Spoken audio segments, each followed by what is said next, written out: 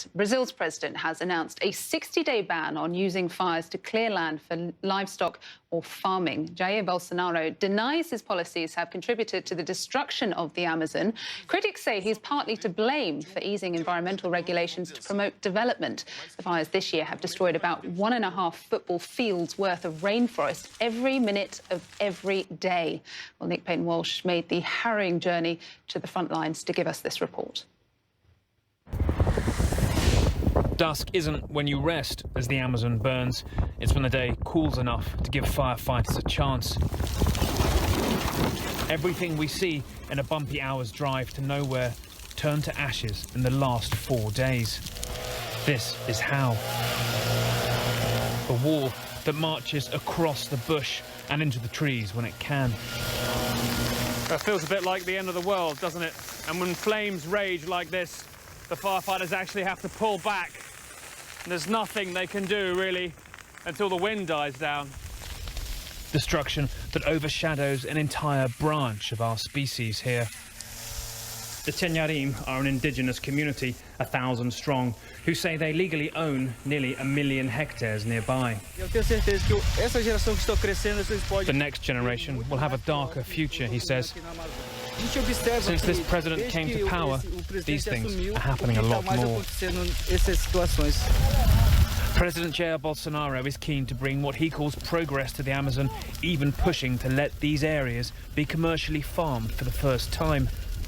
The raging fires, all of which here have burned since he pledged to send 43,000 troops, clear land for farming too.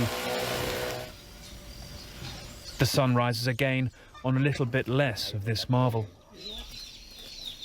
The Tenyarim didn't want to be part of our world, but now it wants part of them. All around are signs of what's fueling the inferno. Land cleared for cattle, so we can eat more beef. Logging and deforestation to enable crops like soy to grow line the busy roads. The firefighters that tackle the blaze here are 3 hours' drive from the nearest village. This is the land we flew over 4 days before, but the devastation is more final from the ground. Fires do occur naturally in the brush, like Bolsonaro says, but it was startling how nearly every policeman, firefighter or official we spoke to said very many are caused deliberately. To clear land, to farm, to alleviate poverty, or just make the rich richer. Yet they don't have the water here to put the fire out, only stop its spread. Damage limitation only, with the most basic tools on the front line of this global environmental crisis. Well, senior international correspondent Nick Paton-Walsh joins me now from Porto Velho in western Brazil. And Nick, those were extraordinary pictures we witnessed in your report, and it really hits home the immense task that these firefighters have in front of them, putting out these fires by hand in some cases.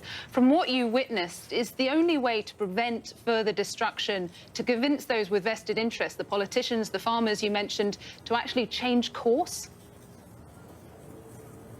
Absolutely. I mean, you can see there, even if, for example, you managed to get the United States military, even Russia, China, all working together, potentially, to put these fires out, you would still have an enormous struggle to get enough water dumped on these parts of the Amazon to actually make an impact. These fires will continue to burn, and it's the pace of the burn that's the issue.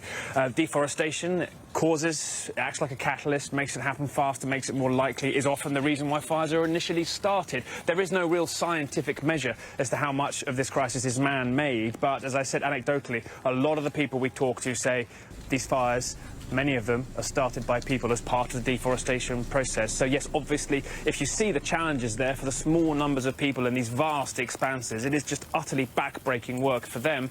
The only real way to slow this down is to get the politicians to stop telling the people that it's okay to set fire to the forest, to clear the land for agribusiness, to stop promoting agriculture as Brazil's way for economic growth, and potentially look at trying to find other ways to get people who set the fires to enrich themselves through other means. Christina? All right, Nick, very important for us to see these pictures close up. Thank you very much there from Porto Velho.